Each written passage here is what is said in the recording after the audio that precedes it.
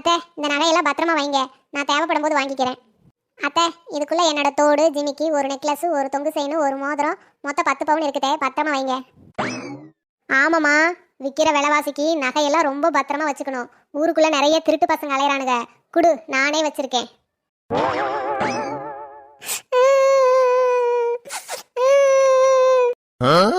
ஏமா அழுதுட்டு இருக்க? உனக்கு என்ன பிரச்சனை? உங்க மாப்பிள்ளைக்கு பிசினஸ் ஆரம்பிக்கணுமாமா, கொஞ்சம் பணம் தேவைப்படுதுமா. பைத்தியக்காரி, இதுக்கு போய் அழுதுட்டு இருப்ப? நான் கூட என்னமோ ஏதோ நினைச்சிட்டேன். விடு, நான் ஏற்பாடு பண்றேன்.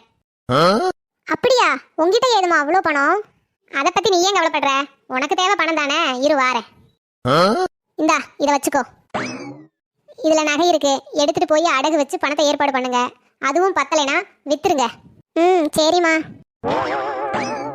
ஏத்தே, அடுத்த வாரம் என் சித்தி பையனுக்கு கல்யாணம். உங்ககிட்ட கொடுத்த நகையை கொடுங்க, நான் ஃபங்க்ஷனுக்கு போட்டு போகணும்.